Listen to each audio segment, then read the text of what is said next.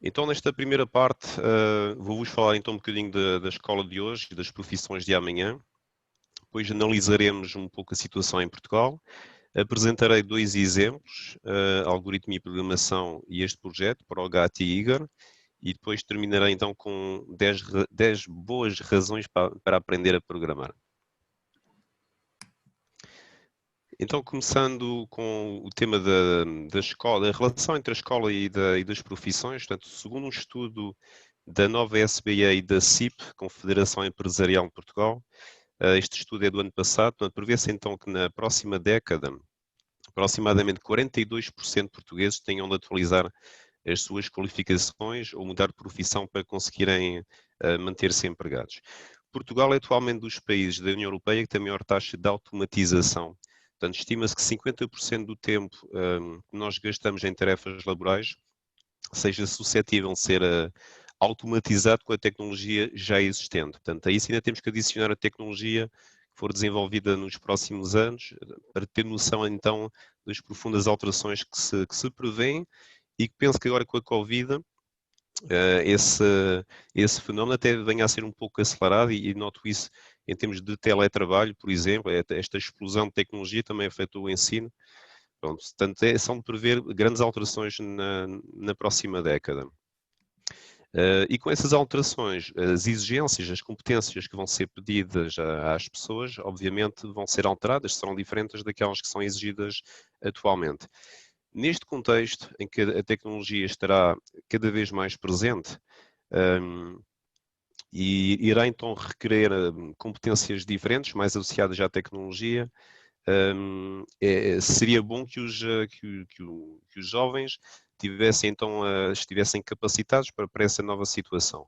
E do meu ponto de vista, a escola deveria já atualmente preparar então os alunos para esta nova realidade.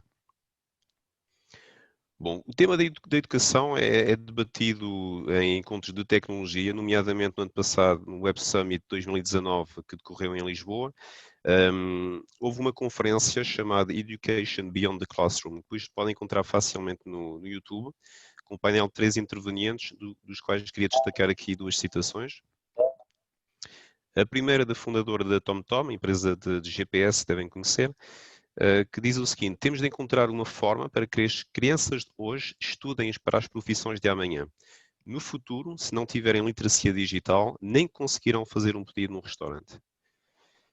E esta outra intervenção da representante da Unesco: aprender a programar é como falar outro idioma, neste caso o digital. Sem literacia digital, sem programação, não prepararemos as crianças e os jovens para este novo mundo.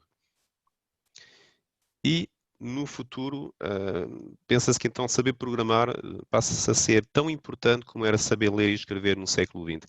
E reparem, mesmo para quem não tem intenção de trabalhar na área tecnológica, mesmo para quem não tem intenção de ser programador profissional, é expectável que no futuro próximo, a médio prazo, seja necessário um mínimo de conhecimento de tecnologia, preferencialmente até de programação, para estar bem adaptado nesta nova realidade.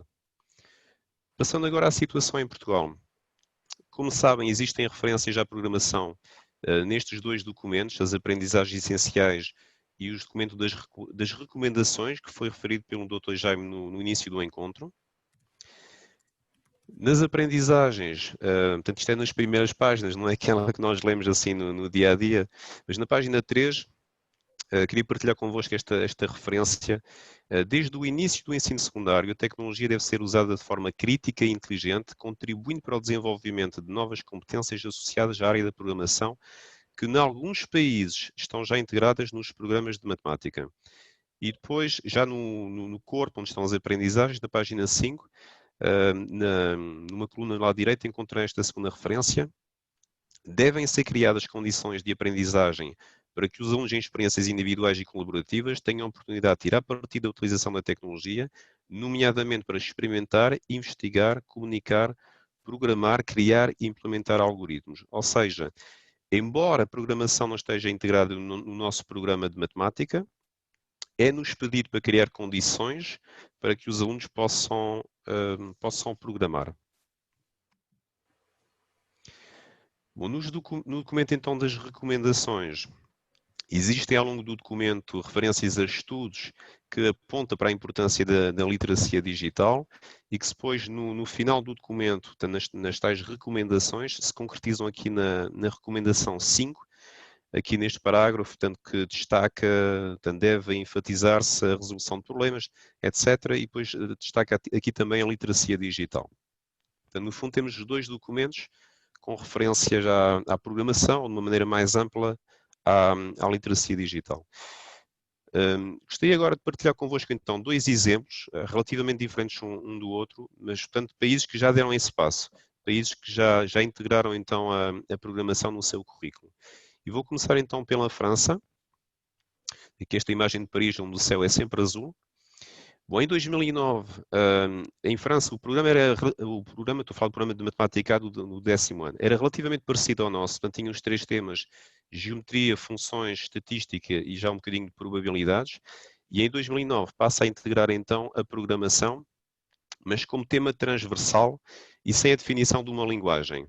Pronto, dos relatórios que eu li depois, nota-se que há um período de um pouco de experimentação, depois viria a ser alterado 10 anos depois. Em 2016, nova alteração, mas agora no programa do terceiro ciclo, no ciclo 4. A programação é implementada então no terceiro ciclo, um nível muito de iniciação, pronto, para depois fazer ligação a ensino secundário, novamente sem definição de uma linguagem específica, embora se perceba que a linguagem maioritariamente utilizada tenha sido o Scratch, portanto, programação por blocos, também muito interessante.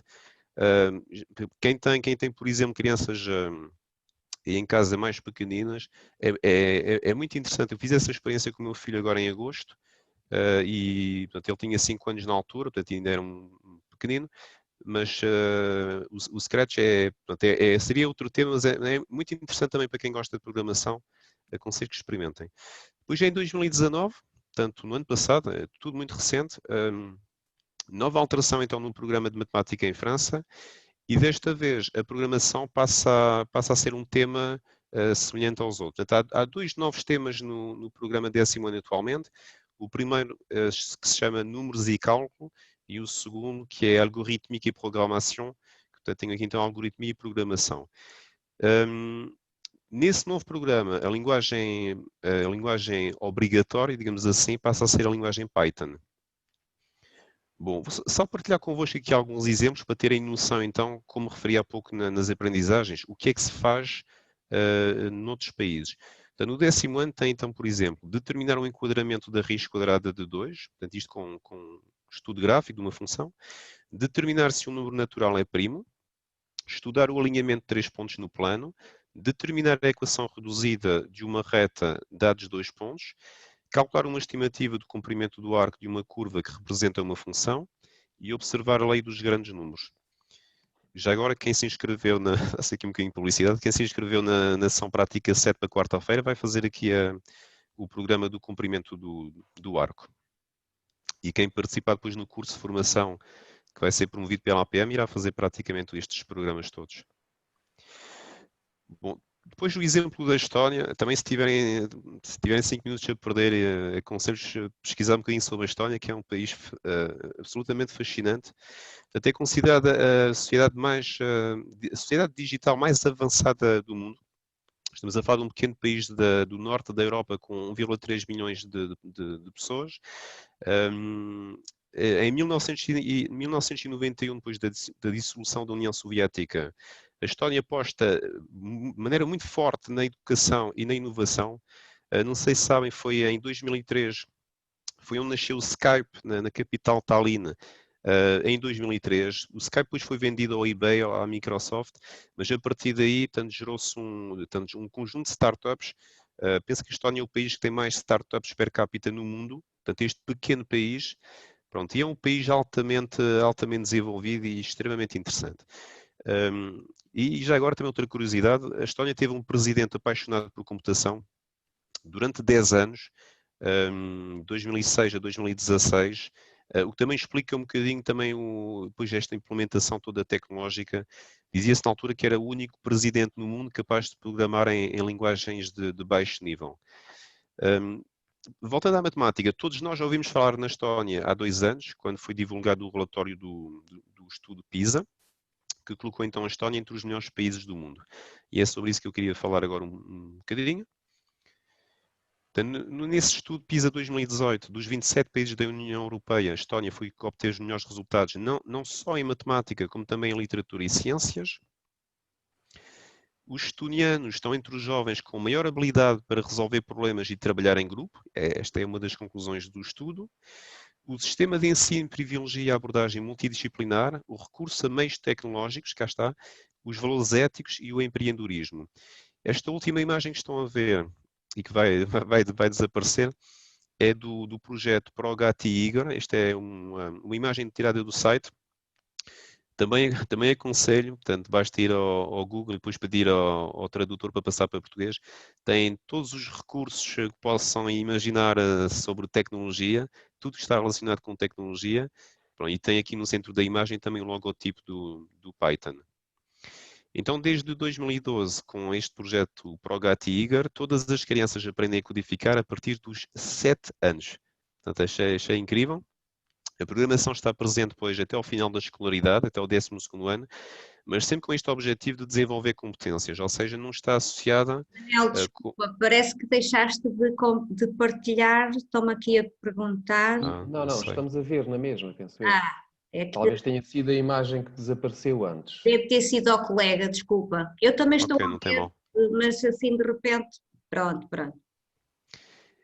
Então estava a dizer que, contrariamente ao exemplo francês, em que a programação está incluída, está associada, digamos, à disciplina de matemática, aqui na Estónia não. Portanto, é um projeto muito mais ambicioso, em que no fundo a tecnologia está sempre presente. Bom, e voltando então a Portugal, eu penso que é neste sentido também que vai esta conferência hoje. Penso que atualmente vale a pena pensarmos um bocadinho então sobre as razões para aprender a programar na aula de matemática e sobre as competências que nós conseguimos desenvolver nos alunos através da programação. Bom, e a primeira razão, quanto a mim, é esta, portanto, promover uma relação mais inteligente com a tecnologia. Ou seja, fiz essa experiência logo na primeira aula este ano, perguntei aos alunos, porquê é que vocês usam o telemóvel? E todos eles responderam, redes sociais. Bom, mas a verdade é que os alunos, esta geração, utiliza muito o telemóvel, o tablet, o computador, mas essencialmente para duas coisas, jogar e comunicar. E a ideia seria utilizar esta afinidade natural que estes alunos têm e, em vez de serem consumidores passivos de tecnologia, que possam ser, então, criadores ativos de programas, de tecnologia. E também, voltando também um bocadinho ao tema do ensino à distância que foi falado no debate, eu penso que a programação também permitiria transmitir alguma confiança aos alunos que penso que faltou no ensino à distância. Penso que todos nós pensávamos que os alunos tinham a tecnologia como adquirida, tinham confiança e a realidade mostrou que não era bem assim. Portanto, segunda razão, aprender a pensar, também foi referida pelo colega há pouco. Portanto, cada vez mais o sistema de ensino baseado na simples transmissão de informação faz menos sentido. Portanto, a informação está facilmente acessível, gratuitamente, em tempo real. Portanto, cada vez mais nos pedem, então, para promover atividades que aprendam a pensar. Portanto, nós temos de ensinar a pensar, é isto que eu queria dizer. Neste sentido, a programação tem muito em comum com a matemática ao nível do desenvolvimento da abstração e do raciocínio lógico. Reparem, quando um aluno escreve um programa, por muito simples que seja, ele tem de estruturar o pensamento, tem de organizar as ideias de forma clara. Depois a questão da aplicação da matemática, isto é, quando um aluno faz um programa, ele vai utilizar lógica, vai utilizar funções, geometria, sucessões, estatística, probabilidade, ou seja, conseguem atingir todas as áreas do currículo atualmente. Há também um aspecto que eu gostava de partilhar convosco em relação à aplicação da matemática, que é o seguinte: quando o aluno faz um programa, ele no final tem um resultado concreto e reutilizável. Ou seja, a diferença com resolver simplesmente um exercício, não está resolvido. O programa não. O aluno que faça um programa, depois pode sempre utilizar o programa. Se pensarem um bocadinho, no início do 10º ano, nós ensinamos a calcular a distância entre 2 pontos. E um dos primeiros programas que os alunos copiam é o Distance, faz precisamente isso, dão-se as coordenadas e o programa indica a distância entre os pontos. Esse programa, com muito pouco conhecimento de programação, seja Python, seja outra linguagem, estamos a falar, no caso do Python, 30, 60 minutos de formação, qualquer aluno é capaz de fazer esse mesmo pequeno programa, de forma personalizada. E aí quanto a mim muito mais interessante depois o aluno utilizar o seu programa do que um programa que o colega passou ou que ele foi descarregado na internet. A resolução de problemas. A resolução de problemas talvez uma das principais razões então para aprender a programar. Portanto, a resolução de problemas é um tema comum à matemática e à informática, à programação. Reparem que o programador no fundo faz o quê? Ele resolve problemas criando uma aplicação. Há um exemplo que eu gosto também de partilhar, que ilustra a resolução de problemas na informática, que é este. Portanto, um jovem nos Estados Unidos, chamado Drew Houston, isto já há uns aninhos, e ele tem uma viagem para fazer entre Boston e Nova Iorque, portanto tem ali 3, 4 horas de viagem no autocarro. Abre o computador, ele no final dessa viagem tem de apresentar um trabalho, e mais uma vez ele esqueceu-se da pena. Portanto, esse problema nós todos, aconteceu-nos a todos, a diferença é que ele é aluno de ciência da computação, ou seja, ele tem capacidade naquele momento para resolver, ou pelo menos para tentar resolver aquele problema. Portanto, e é isso que ele faz, ele abre o computador e naquela viagem nasce a Dropbox. Pronto, o Drew Houston atualmente é multimilionário e todos nós beneficiamos desta ideia do compartilhamento, do armazenamento de dados na internet. A resolução de problemas também tem muita ligação à matemática pelas estratégias de resolução. Ou seja, em programação é normal ter de decompor um programa em partes, resolver as partes e depois juntá-las então num produto final que é o programa. Portanto, estratégia é essa que nós utilizamos nas nossas aulas. Outro ponto comum que eu gosto muito, que é o facto de os alunos poderem, por caminhos diferentes, chegarem à mesma solução. Agora, de repente, estava-me a lembrar, ontem estive a corrigir testes ontem à noite e é o único momento em que eu não gosto disso, porque obriga-me depois para cada caso a pensar que é que aquela cabecinha pensou e adaptar os critérios. Mas, de um modo geral, isto pensando em aula, é muito bom quando os alunos apresentam raciocínios diferentes, ideias diferentes. E a programação, portanto, permite fazer isso. E nesta semana, os meus alunos tinham um pequeno programa para fazer, uma coisa muito simples sobre ângulos de polígonos regulares. E, por exemplo, um aluno, no caso dos ângulos externos, um aluno pôs no programa dele 360 graus a dividir por n e outra aluna pôs 180 graus menos o ângulo interno. Ou seja, estes mesmos dois caminhos em matemática vão depois aparecer também na parte da programação. E agora pedia-vos para pensarem rapidamente na última vez que conseguiram resolver um problema. E reparem que há uma satisfação enorme sempre que nós conseguimos resolver um problema. Ainda há dias, voltando aqui a esta aluna, deu assim um grito na aula porque andava com um programa ali durante o fim de semana que nunca mais ela conseguia pôr a funcionar, depois até vos posso explicar porquê, e de repente naquele momento ela conseguiu, assim, um grito espontâneo, porque realmente há ali um momento de alegria, de felicidade muito grande. Agora num tom um pouco mais sério. Esta capacidade de resolver problemas é das mais procuradas depois em termos de empregabilidade e é altamente transferível em inúmeras áreas. Daí a importância dela ser muito trabalhada na escola, nomeadamente na disciplina de matemática. Bom, avançando agora um bocadinho então para as tarefas matemáticas. Portanto, algumas tarefas matemáticas são verdadeiramente complicadas, nomeadamente esta, e a programação permite por vezes, mas eu gosto quando isso acontece, que é em 2, 3 linhas, eu faço qualquer coisa que eu à mão nunca conseguiria fazer em tempo útil. E estou a falar, por exemplo, olha, os números primos, que falei há pouco no caso da França. Se eu vos pedir para calcular os números primos inferiores a 1000, portanto, isso aí ia ser complicado. O máximo divisor comum de dois números muito grandes é complicado. Trabalhar com uma amostra com muitos dados é complicado e em programação passa a ser fácil. Estimular a criatividade, portanto, penso que todos entendem esta ideia, apesar da programação ser uma área muito exata. É uma área que também recorre muito à inovação, às ideias, também um pouco no sentido que eu dizia há bocadinho, de haver dois caminhos para conseguir fazer o programa. Portanto, é ótimo os alunos que conseguem personalizar e serem criativos.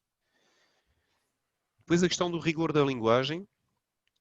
Penso que a programação também dá um bom contributo à matemática, porque o programa é implacável. O que eu quero mostrar aqui com esta imagem é que, mesmo quando há um erro ortográfico, eu consigo entender a mensagem. Portanto, eu vejo que há um erro, mas entendo a mensagem, percebo a mensagem. O programa não. Portanto, o programa, se estiver errado, está errado, nada acontece. Bom, no início do ano, quando disse isto aos meus alunos, uma aluna disse: "Tá, mas professor, se houver um erro, o programa diz-nos." Parece uma mensagem de erro, pronto, e tem toda a razão. Depois poderei depois desenvolver isso logo a seguir. Então, ponto 8, aprender a verificar e corrigir. Nós muitas vezes, e há pouco estava a referir os testes, insistimos com os alunos, quando já terminarem, nós dizemos verifica, vê se está tudo bem. E há ali sempre uma certa resistência em fazê-los. Para eles está feito, está feito. A programação obriga a que o aluno verifique e obriga a que ele corrija. Ou seja, esta ideia de autocorreção, aqui há pouco falei em competências. Este processo permite desenvolver muitas competências ao nível da perseverança. Raramente um programa vai correr bem à primeira, mesmo para nós. Mas é preciso ter a capacidade depois de ir lá e perceber então o que é que correu mal. Por exemplo, voltando a essa aluna que me fez esse comentário no início do ano, eu disse: olha, tens toda a razão, o programa não só vai dizer o tipo de erro, 90% são erros de sintaxe, o tipo de erro, como vai dizer a linha em que ocorreu o erro. Esta aluna, este fim de semana, portanto, ficou muito atrapalhada com o programa e depois chegou a segunda-feira muito aflita à aula, que tinha perdido ali muitas horas. Depois os alunos exageram sempre um bocadinho, mas tinha perdido muitas horas com o programa. Então disse: olha, depois então no intervalo vamos ver então o que é que se passa. E vão todos perceber imediatamente, até uma situação perfeitamente comum em matemática. O que é que acontece? Ela numa linha abriu, portanto, salvo erro, ela abriu 3 parênteses e fechou 2. Pronto. Então o erro aparecia na linha seguinte, daí ela não identificar o erro. Reparem que em matemática, isto numa aula ou num teste pode passar. Esqueceu-se de fechar um parênteses, passa. No programa não passa. Ou seja, obriga o aluno a ser extremamente rigoroso e depois então essa capacidade de transferi-la para a matemática, a ser capazes de apresentar expressões escritas de forma correta. Bom, a motivação. Os alunos, pelo menos da experiência que eu tenho tido, têm uma motivação enorme em relação à programação. Reparem que é muito mais fácil para um aluno aprender a programar do que para nós. Portanto, isto é logo o primeiro ponto. Há bocadinho no intervalo, o colega José Teixeira, penso também, dizia qualquer coisa neste sentido, de que nós não temos que saber tudo. Portanto, nós, de facto, mesmo em programação, não temos que saber tudo. Temos que saber algumas coisas. Os alunos vão muito mais longe do que nós. Para eles é mais interessante, é mais divertido. E já agora porquê? Os miúdos associam a programação ao jogo. E muitos deles, mesmo não verbalizando, têm o sonho depois de aprender a parte de programação inicial, de jogar, de fazer jogos. Pronto. E essa motivação do jogo é uma motivação muito forte. Um exemplo também no início do ano, depois de falar um bocadinho de Python, no dia seguinte um aluno meu chega ao pé de mim e diz-me: professor, comecei a ver um vídeo. Já agora, eu tinha-lhes dado um vídeo para ver, que era sobre trigonometria, o vídeo durava 7 minutos. Acho que dois ou 3 viram. E esse aluno chega ao pé de mim e diz: professor, comecei a ver um vídeo, dura 11 horas. E das 11 já vi 3. Pronto, está bem. E no dia seguinte já estava a tentar fazer o tic-tac-toe, o jogo do galo, em Python, que é altamente ambicioso. Reparem que para um aluno que gosta de matemática, o aplicar matemática num programa, pois só pode gostar ainda mais. Para um aluno que não gosta muito, talvez passe a gostar. Apercebi-me, quando preparava este trabalho, durante o mês de agosto, li vários fóruns de programadores e apercebi uma coisa interessante que é, há muitas pessoas que precisam de sentir a utilidade da matemática e tudo em geral para terem interesse, para gostar é preciso que tenha utilidade. Pronto. E realmente há alunos assim. No caso do aluno, pois há a questão também da nota do teste, que também tem o seu peso aqui na equação.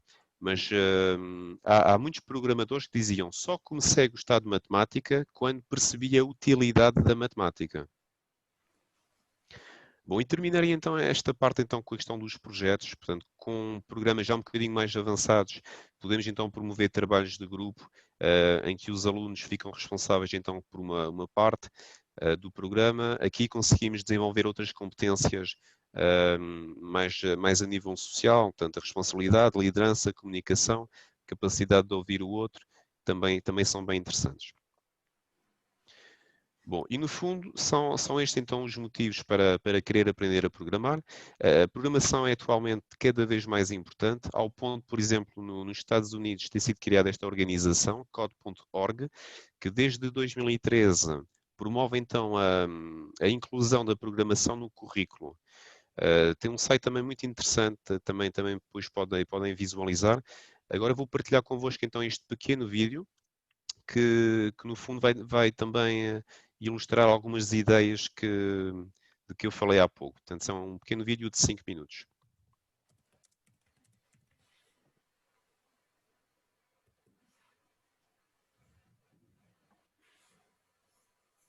Peço desculpa.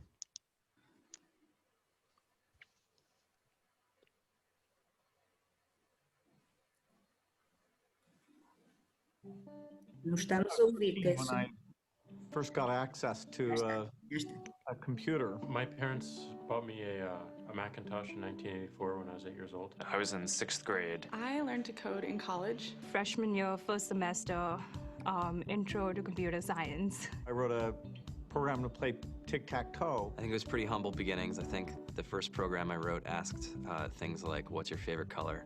Or how old are you? I first learned how to make a green circle and a red square appear on the screen. The first time I actually had something come up and say, hello world, and I made a computer do that. It was just astonishing. Learning how to program didn't start off as wanting to learn all of computer science or trying to master this discipline or anything like that. It just started off because I wanted to do this one simple thing. I wanted to make something that was fun for myself and my sisters. And I wrote this little program and then basically just add a little bit to it. And then when I needed to learn something new, I looked it up either in a book or on the internet and then added a little bit to it. It's really not unlike kind of playing an instrument or something or playing a sport.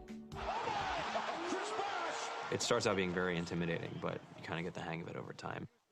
Coding is something that can be learned, and I know it can be intimidating. A lot of things are intimidating, but you know, what isn't? A lot of the coding that people do is actually fairly simple. It's more about the process of breaking down problems than sort of coming up with complicated algorithms as people traditionally think about it. You don't have to be a genius to know how to code. You need to be determined. Addition, subtraction, that's about it. You should probably know your multiplication tables. You don't have to be a genius to code. Do you have to be a genius to read? Even if you want to become a race car driver or play baseball or build a house, all of these things have been turned upside down by software. What it is, computers are everywhere. You want to work in agriculture? Do you want to work in entertainment? Do you want to work in manufacturing? It's just all over.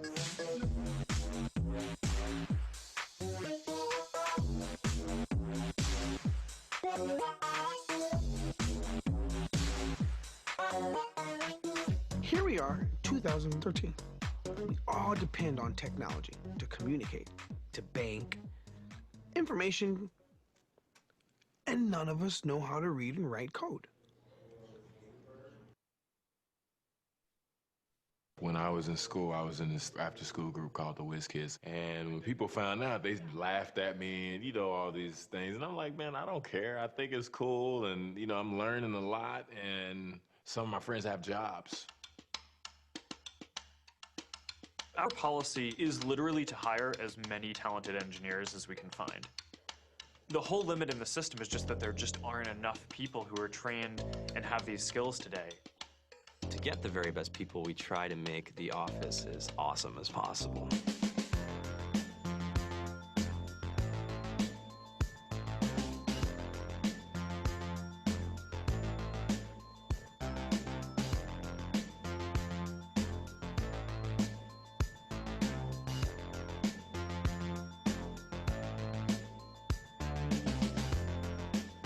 We have a fantastic chef. Free food. Breakfast, lunch, and dinner. Free laundry. Snacks. Even places to play and video games and scooters. There's all these kind of interesting things around the office and places where people can play or relax or go to think or play music or be creative. Whether you're trying to make a lot of money or whether you just want to change the world, computer programming is an incredibly empowering skill to learn. I think if someone had told me that software is really about humanity, that it's really about helping people by using computer technology, it would have changed my outlook a lot earlier. To be able to actually come up with an idea and then see it in your hands and then be able to press a button and have it be in millions of people's hands. I mean, I think we're the first generation in the world that's really ever had that kind of experience. Just to think that, I mean, you can start something in your college dorm room and you can have a set of people who haven't built a big company before come together and build something that 1 billion people use as part of their daily lives is just crazy to think about, right? It's humbling and it's amazing. The programmers of tomorrow are the wizards of the future. You know, you're going to look like you have magic powers compared to everybody else. I think it's amazing. I think it's the closest thing we have to a superpower. Great coders are today's rock stars. That's it.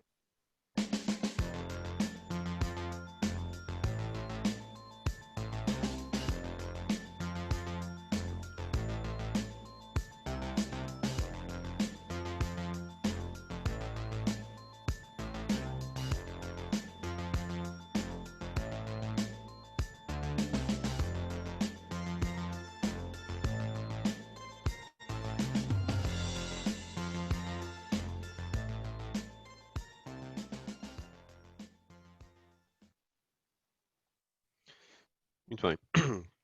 Bom, então passando à segunda parte, portanto, das muitas linguagens de programação que existem atualmente, aquela que se destaca é a linguagem Python, nomeadamente ao nível da iniciação. Bom, vou-vos falar então um bocadinho da filosofia da linguagem Python, depois da sua popularidade e depois apresentarei então 10 razões para aprender Python.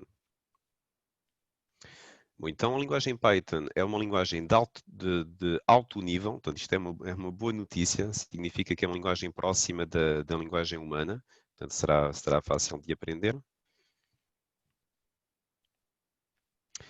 A linguagem foi criada em 1991, salvo erro, é isso, pelo matemático e programador holandês Guido van Rossum. O nome da linguagem nada tem a ver com a serpente, como as pessoas costumam pensar. Trata-se de uma homenagem aos Monty Python.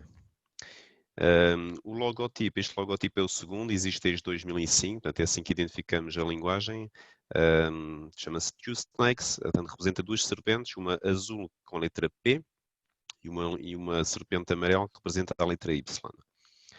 Bom, a filosofia da linguagem, no fundo, eu queria partilhar aqui estes 4 pontos convosco, então, para perceberem o porquê do Python ser assim. Portanto, em 1999, o seu criador, então, definiu estes 4 objetivos. Tem de ser uma linguagem fácil e intuitiva, mas tão poderosa quanto as melhores competidoras.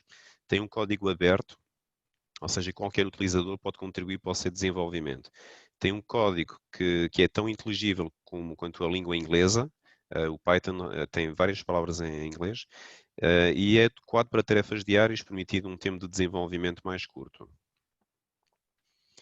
Bom, depois a questão da popularidade. A popularidade, para quem não sabe, em informática é um conceito importante, daí haver tantos estudos, tantos vídeos depois sobre a popularidade, porque concentra várias ideias, vários conceitos, o dinamismo da linguagem, o tamanho da comunidade, as aplicações, até a empregabilidade, portanto, tudo isso se concentra no conceito de popularidade de uma linguagem.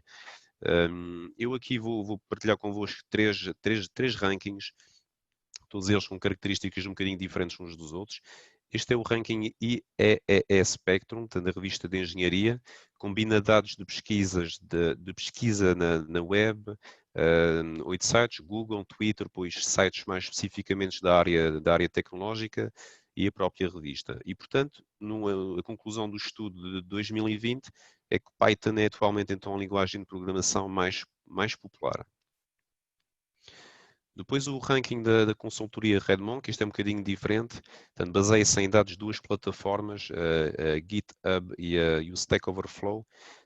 E este é interessante porque, reparem, aqui no gráfico, portanto, durante muito tempo, as duas linguagens de programação mais populares eram o JavaScript e o Java.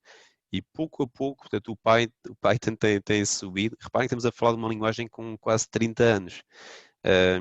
E nunca esteve tão alto, e agora muito recentemente conseguiu passar a Java.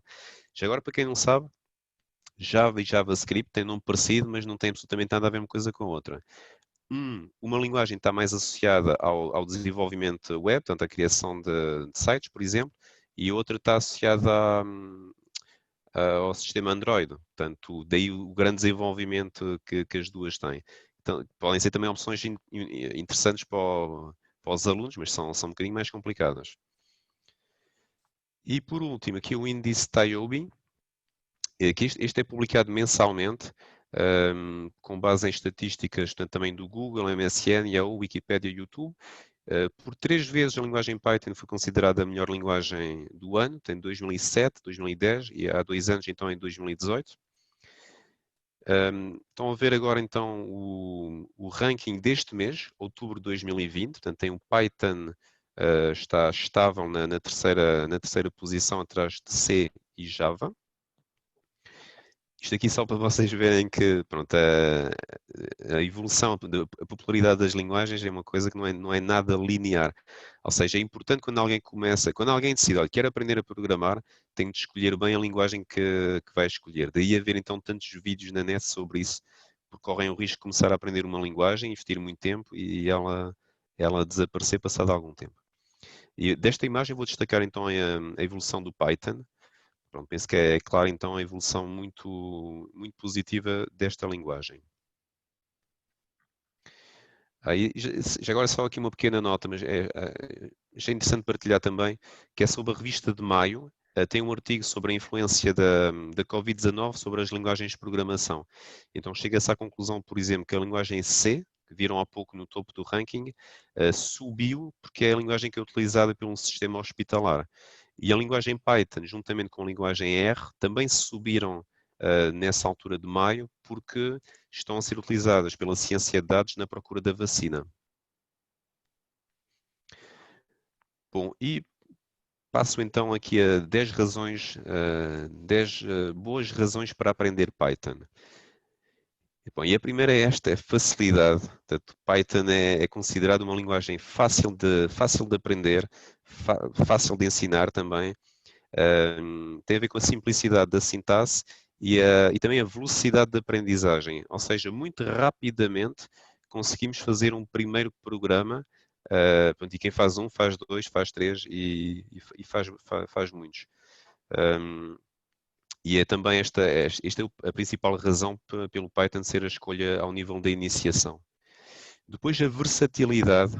O Python é uma linguagem tanto permite fazer coisas muito simples, portanto é este nível que estou a falar hoje de iniciação, como permite fazer coisas verdadeiramente complexas.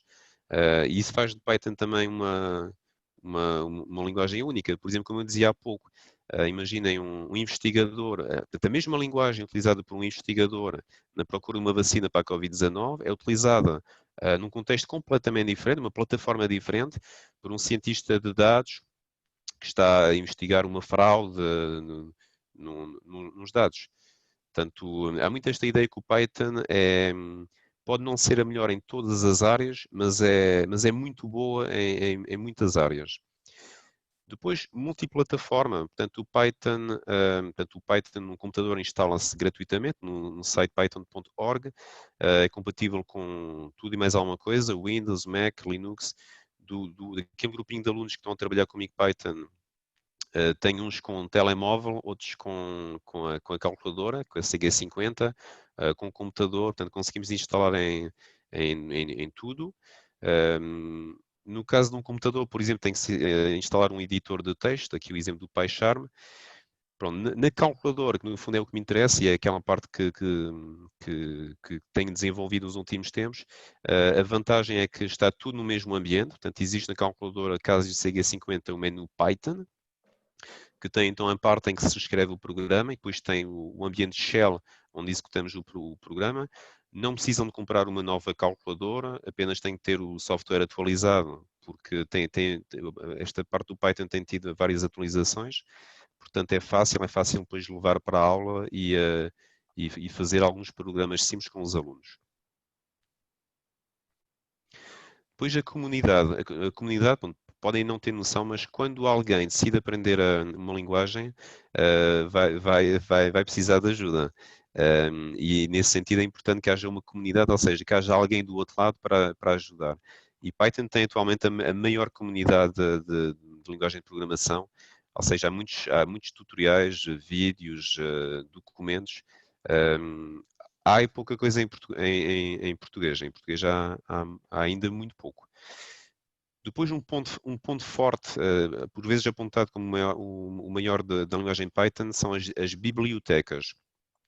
Portanto, as bibliotecas ou módulos, para quem não sabe, são pastas, se quiserem, com ferramentas. Portanto, nós não criamos tudo sozinhos. Utilizamos bibliotecas que já têm uma série de funcionalidades. Por exemplo, na calculadora temos atualmente 3 módulos. O módulo mat, que tem, por exemplo, a raiz quadrada, o pi. Temos o módulo random, para gerar números aleatórios. E temos apareceu agora em agosto, o módulo Cassioplot, que permite fazer, então, tratamento gráfico, fazer desenhos. Na última contagem que eu encontrei, portanto, referia a 135.000 bibliotecas de Python. Bom, depois, este sim, talvez seja o ponto mais forte do Python, são as aplicações. Portanto, os sites que as empresas estão a ver do lado esquerdo, são todas elas construídas em Python. E tem aqui a diversidade aqui do Google até à NASA. Pronto. E o Python destaca-se atualmente em 3 áreas tem tido um desenvolvimento muito forte, muito acentuado nos últimos anos. São estas, então, a ciência de dados, o desenvolvimento web e a inteligência artificial. Portanto, 3 áreas em que o Python domina totalmente. Portanto, começando vou dar uma palavrinha aqui sobre cada uma delas, Data Science. Quem gosta de acompanhar como é o ranking das profissões todos os anos, o ranking das profissões, eu costumo acompanhar que penso que é CareerCast. Então, atualmente, ou em 2019, a melhor profissão do mundo é esta, cientista de dados, Data Science. Ou seja, a profissão combina tudo o que uma profissão pode ter de bom, desde salário muito elevado, a não ser muito cansativo. Todos os parâmetros condensam-se nesta profissão Data Science. Para ser cientista de dados é preciso saber muita matemática, muita estatística e ser muito bom em Python. Portanto, é preciso Python e encontrei há dias uma aluna minha que também me disse que precisavam de linguagem R, mas portanto Python, ela confirmou, é essencial para qualquer aluno que tenha esta intenção de trabalhar nesta área de Data Science. Depois o desenvolvimento web, que é também uma área de muito interesse dos alunos que estão agora no secundário. Portanto, desenvolvimento de criar um site, uma aplicação, um portal. Tem aqui todas estas bibliotecas aqui do lado direito. E o Python aqui também é uma opção muito boa. E finalmente, a área que mais me fascina, que é esta de Machine Learning, que é uma área dentro da inteligência artificial, em que no fundo queremos ensinar a máquina a tomar decisões com um mínimo de intervenção humana. Portanto, é algo extraordinário. E aqui Python é também a linguagem líder absoluto. Depois, a empregabilidade, decidi substituir o que iria dizer por uma pequena experiência. Fiz esta experiência agora há dias, penso que foi segunda-feira. Então há um site na internet que é o Indeed.com para procurar emprego. Então fiz esta experiência muito simples, escrevi então estas duas palavras, Python, Portugal. E, reparem bem, tenho ofertas de emprego de Python em Portugal, 985 ofertas, em Lisboa, Coimbra, Porto, em todo lado, ofertas com minutos, com horas, com dias, com... Portanto, isto acontece em Portugal como acontece nos Estados Unidos, como acontece um pouco em todo lado, que é, há uma falta brutal de pessoas formadas em Python, e neste momento a verdade é que a escola não está a ajudar muito. Pois os gráficos, portanto, como sabem, muitas profissões, falei há pouco da ciência de dados, portanto, muitas profissões pois passam pela representação gráfica, e a linguagem Python tem esta biblioteca, o Matplotlib, que também permite depois fazer todo o tipo de gráficos de 2D, 3D. Depois, este ponto 9, onde para nós pode não dizer grande coisa, mas para os alunos é sempre, aqui é que os olhos brilham, que é a parte do Python associada ao jogo. Existe então esta biblioteca Pygame, portanto aqui novamente podem criar jogos em todo o tipo de plataformas. Aqui pus só 4 exemplos, portanto, jogos mais, este jogo de plataforma, o Mario Bros todos conhecem, jogos de música, etc. Todos eles construídos com linguagem Python. E finalmente aqui esta parte dos microcontroladores, que eu penso que vai ser uma área também nos próximos anos com um grande destaque. Estou-me a lembrar, no ano passado, a minha escola fez um pequeno curso de Arduino, também teve muita adesão por parte dos alunos. No caso do Python, existe esta versão MicroPython, que foi criada em 2013 pelo programador Damien George. No fundo é uma implementação da versão 3 do Python, ou seja, da versão mais recente. E já agora, fazendo só aqui a ponto com a intervenção do meu colega José Teixeira há bocadinho, enquanto ele falava, pesquisei aqui rapidamente e realmente existe também essa possibilidade de programar a placa microbit em Python. Pronto, e contrariamente a uma linguagem em blocos, pois o Python, já estamos a falar de outro nível de linguagem, e irá permitir com certeza fazer coisas um bocadinho mais avançadas.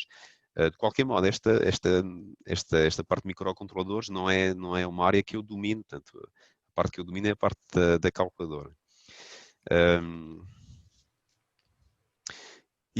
Passo assim então à terceira e última parte, o Olá Mundo.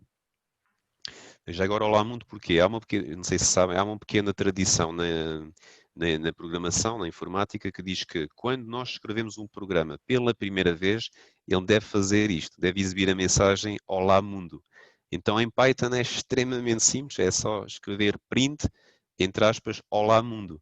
Mas noutras linguagens de baixo nível, isto podem gastar 5 ou 6 linhas para conseguir fazer o mesmo efeito.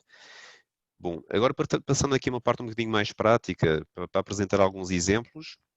Portanto, esta é a estrutura do curso que estou a dar aos meus alunos. Há um grupinho de alunos que se mostraram interessados. E é também a estrutura do curso que depois vai iniciar no mês de novembro, então, promovido pela APM. Portanto, são estas 5 etapas. Portanto, iniciação em Python através destes 5 momentos. Elementos básicos, funções, estruturas de condição, estruturas de repetição e as listas. As listas, por exemplo, em França, dão no 11º ano.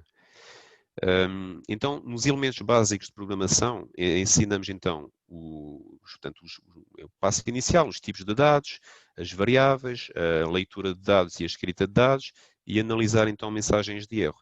Vou-vos mostrar então um pequeno programa muito simples, que no fundo lê as equações de duas retas concorrentes e vai indicar as coordenadas do ponto de interseção. Pronto, não sei, espero que o som esteja bem. Está ótimo, não é? Ok. Então, pronto, na calculadora cria-se então um programa retas e vamos então exibir esta mensagem, print, e então a equação da reta, y igual a x mais b.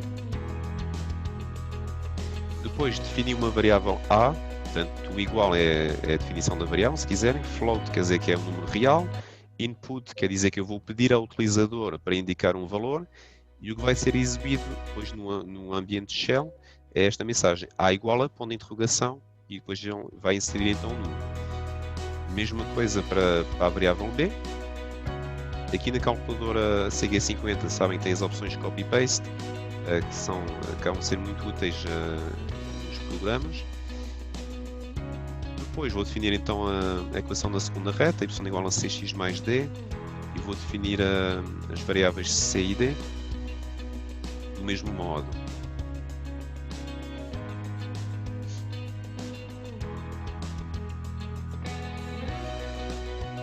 Bom, toda esta parte então é que nós chamamos a entrada de dados. Portanto, vão ser recolhidos ao fim e ao cabo 4 valores. Depois vou exibir esta mensagem, ponto de interseção. Vão ver que a calculadora faz aqui a gestão das cores. Portanto, tudo que está amarelo é aquilo que vai aparecer depois no ambiente e isso ajuda muito.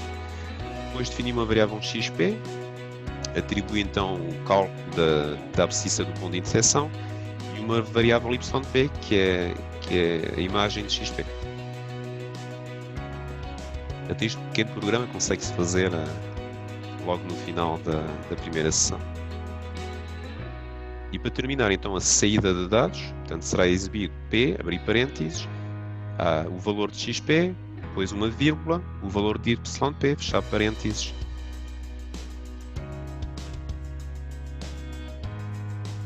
Terminamos o programa, gravamos e executamos. Agora estamos num ambiente shell, onde se executam os programas. Portanto, cá está a entrada de dados, ABCD. E o programa vai então indicar as coordenadas do ponto de interseção. Depois, na segunda sessão, o tema das funções. Portanto, explicamos as operações, o módulo mat que referi há pouco, o módulo random, depois a estrutura de funções e a opção ponto format, que é, digamos, uma opção já mais avançada para a escrita de texto. O exemplo que vou apresentar é uma melhoria do anterior, mas agora com uma função. Ou seja, vou abrir o programa que acabei de criar, mas vou apagar as primeiras 6 linhas em que pedia ao utilizador os valores da ABCD e vou criar uma função. Portanto, para isso escrevo def, espaço, o nome da função retas e entre parênteses os parâmetros. Portanto, ABCD, 2 pontos. Estes 2 pontos criam o corpo da função. O Python requer estes 2 espacinhos para a direita, portanto é a indentação que define então o corpo da função. O resto do código é igual, só alterei a maneira de recolher os dados. Aqui no ambiente shell tem que invocar a função retas e indica então os números que quer para A, B, C, D.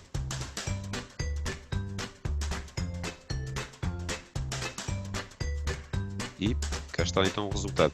Esta acabou por ser a tendência seguida em França naquele intervalo de 10 anos que eu falei há pouco, 2009 para 2019, cada vez mais utilizar a estrutura de função que é no fundo muito mais próxima do conceito matemático do que a instrução input. Agora, terceira sessão, já avançamos para as estruturas de condição, portanto dá para fazer aqui, estudar as operações relacionais, dá para falar de lógica e depois as 3 estruturas, o if, if-else e o if-elif-else, sendo o elif a contração, não é, de else-if. O exemplo é uma nova melhoria do programa que fiz há pouco, mas agora mais completo, portanto ele vai indicar a posição relativa das 2 retas. Portanto, vou abrir o programa. A parte de recolha de entrada de dados não mexe, está ótima. E vou então acrescentar aqui uma estrutura condicional. Digo então que se A for igual a C e B for igual a D, então são os 2 pontinhos, vou exibir a mensagem retas coincidentes. Aqui, por exemplo, o Python tem esta questão do igual, que é quando se escreve uma condição, porque o igual já está a ser utilizado pela atribuição das variáveis. Bom, caso isso não aconteça, portanto, tenho aqui um segundo cenário, portanto, elif, se tiver apenas A igual a C, então vou exibir a mensagem retas paralelas, ou estritamente paralelas.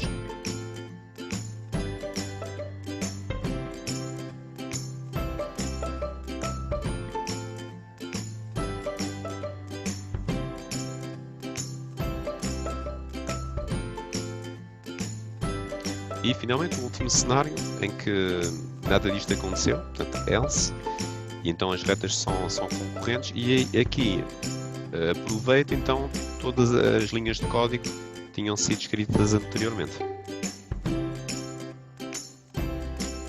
nomeadamente as coordenadas do ponto de interseção. E aqui também a indentação do que falei há pouco, portanto tem de estar tudo alinhado, mas depois facilita muito também a leitura do programa. Está finalizado, executar e experimentar.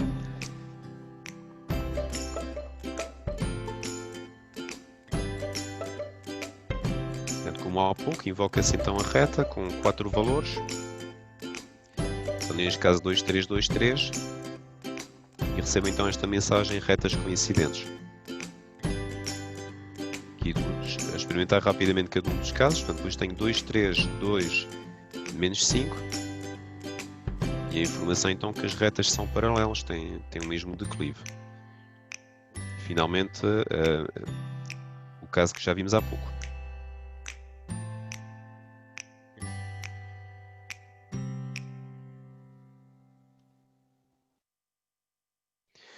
Bom, quarta sessão, a penúltima, estruturas de repetição, e portanto duas, o ciclo for e o ciclo while. Portanto o for, aqui sem entrar em grandes pormenores, mas o for é quando nós sabemos antecipadamente quantas vezes é que vamos repetir a ação, quantas vezes é que o ciclo vai repetir, e o while é quando colocamos uma condição que vai então fazer a gestão e dizer quando o ciclo deve parar.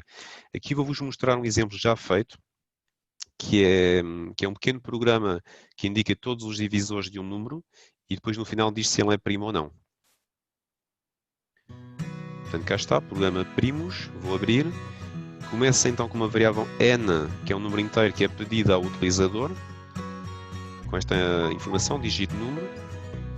E depois o que é que vamos fazer? Vamos percorrer o número n e vamos dividir por 1, por 2, por 3, que é aqui o número i.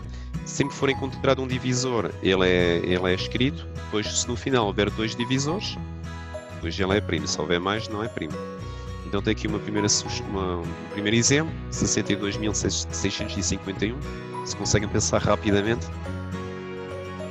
Pronto, e tem estes divisores, portanto não é primo. E um segundo exemplo, 131.071. Será um bom candidato a ser primo.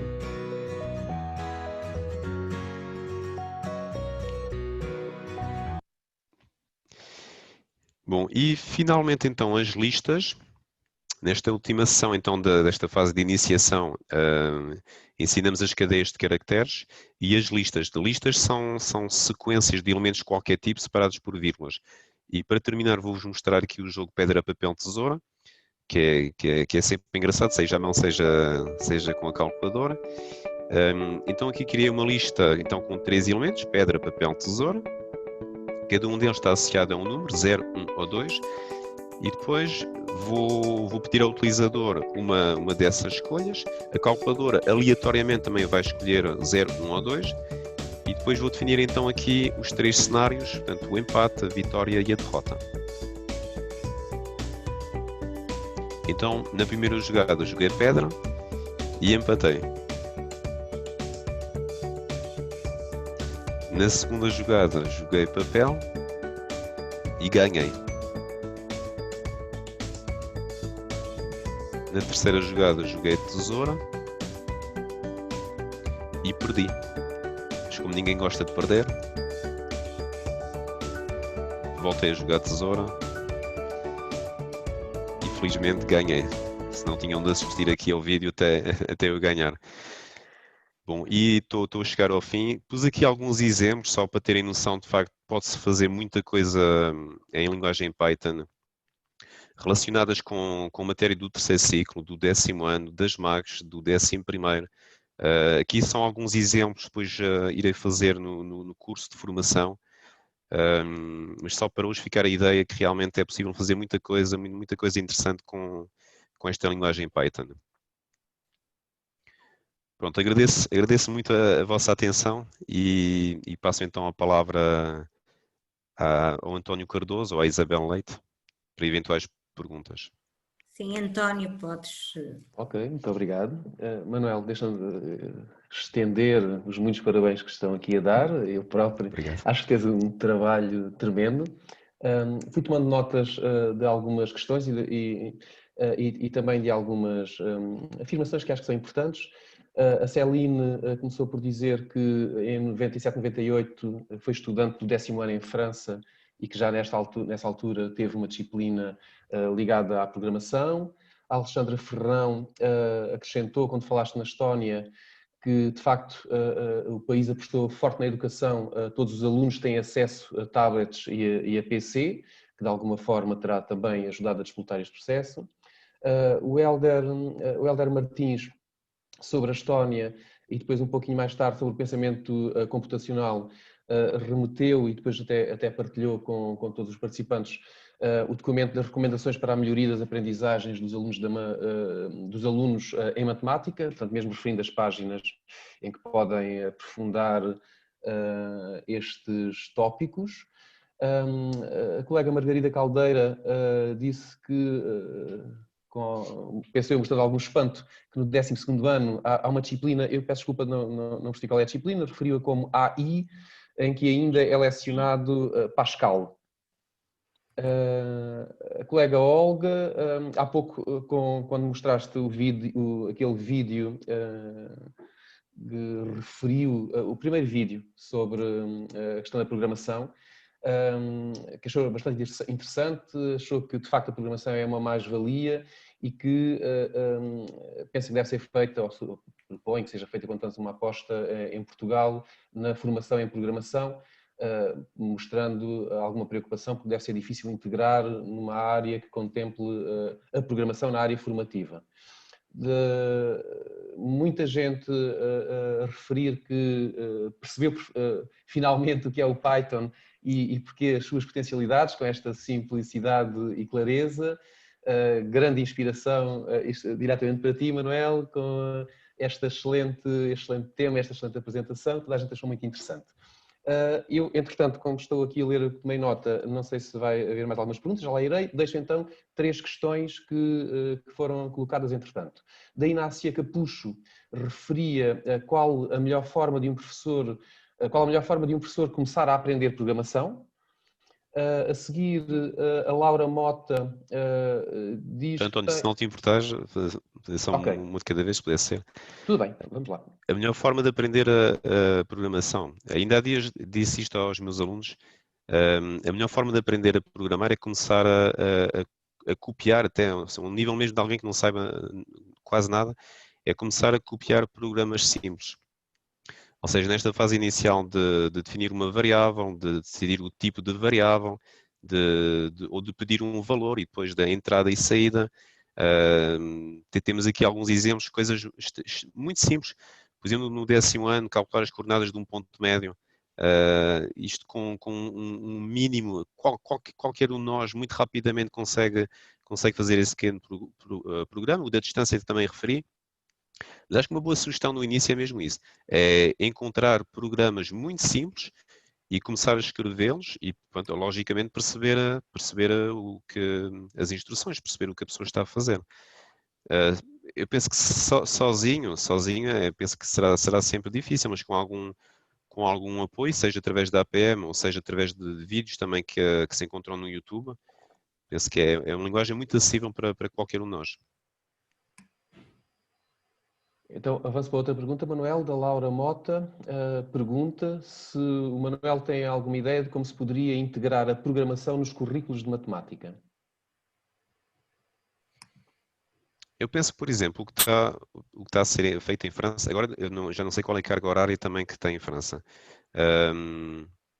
Eu, por exemplo, este ano tenho 10º e 11º e noto uma grande diferença. Penso no 10º ano, com os 2 temas, funções e geometria, há espaço para pontualmente fazer coisas diferentes, nomeadamente programação. No 11º, e todos isto, e estou a fazer o contrário, mas no 11º sinto que é muito mais complicado. Agora, dos exemplos que eu alguns mostrei aqui, Temos aqui exemplos de um pouco de tudo. Portanto, temos exemplos, pois, o caso da raiz quadrada de 2 em França, nós quando ensinamos a função quadrática, por exemplo, pode-se tirar uma aula e fazer essa atividade. Agora, realmente é preciso perder algum tempo em algum momento, mas isso aplica-se também à calculadora gráfica. Como é que nós ensinamos calculadora gráfica? Pontualmente, vamos ensinando a fazer algumas coisas no 10º ano, e normalmente chegamos ao final do ano e os alunos conseguem ter um bom conhecimento da calculadora. Penso que com programação, a ideia é a mesma, quer dizer, pouco a pouco, ensinar então, começar com programas simples, mas sempre contextualizado. O caso agora, quem está na geometria analítica no 10º ano, tem N situações em que os alunos podem fazer depois pequenos programas para implementar. O que eu estou a fazer já agora, o que eu estou a fazer este ano, isto é tudo muito recente, é um bocadinho diferente. Eu selecionei alguns alunos que tinham interesse pelo Python e estou a desenvolver um trabalho com eles. Encontramos todas as semanas, temos uma hora marcada na escola para trabalharmos, e eles depois levam o trabalho para casa, fazem os programas e depois vêm mostrar os programas, mas não está, neste momento não estou a fazer integrado na disciplina.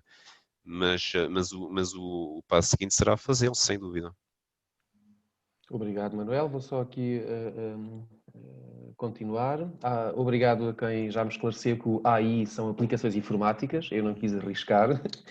Vamos a mais uma questão. O José Jorge Teixeira, que há pouco esteve também a intervir na conferência, eu acho que tu já terás respondido em parte, mas deixo na mesma aqui a questão. E a questão é esta: no Make Code podemos transformar a programação em blocos para Python. Esse código é compatível com a calculadora gráfica CG50? Não, desculpa, António, não percebi. No Make Code podemos transformar a programação em blocos para Python. E pergunta se esse código, portanto, quando transformado para Python, é depois compatível com a calculadora CG50. Eu há pouco lembro-me que falaste nos microbits que admitiam programação Python, portanto não sei. Sim, mas não vou arriscar dizer que sim, porque assim há pequenas variações entre as versões, mesmo dentro do MicroPython, pois há pequenas variações que às vezes até notamos entre um computador, a versão do computador e a versão a versão MicroPython, neste caso. Portanto, é muito provável que sim, mas sem certeza. Aí teria de pesquisar. Ok, deixo mais uma questão. O Carlos Gomes refere que tem um filho no 12º ano, estão a trabalhar programação, mas o que estão a trabalhar o que estão a fazer é programar em HTML. Pergunta se achas bem?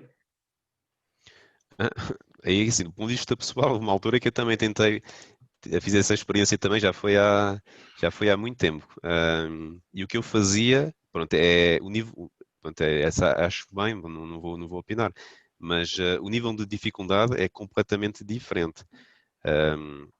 Em HTML, tudo o que eu fiz em HTML na altura, a minha página, etc., era muito copiar-colar. Pronto, copiar-colar, foi o que eu disse, numa fase inicial, pronto, copiar-colar tudo bem, mas em termos de desenvolvimento, todas as competências que eu falei aqui, portanto, acaba por ser pouco.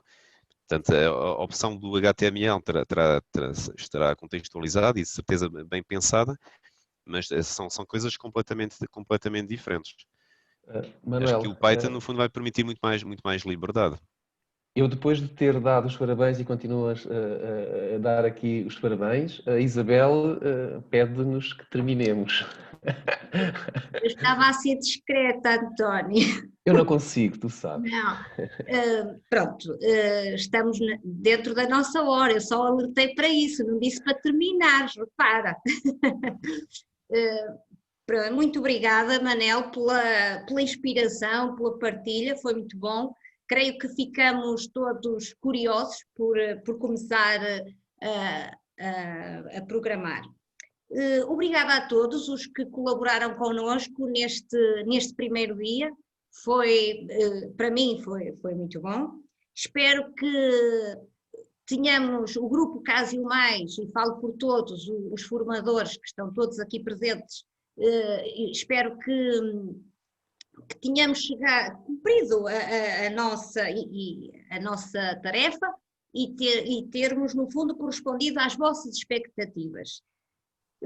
Estejam atentos ao mail, lá para segunda-feira devem receber as indicações, o link para as sessões práticas e por mim, creio que há mais um aviso ainda. A gravação desta manhã será disponibilizada no site da APM, também podem depois aceder a essa gravação. Bom, resta-me agradecer a todos, desejar-vos um bom resto de fim de semana e tchau mundo, diria. Muito obrigado.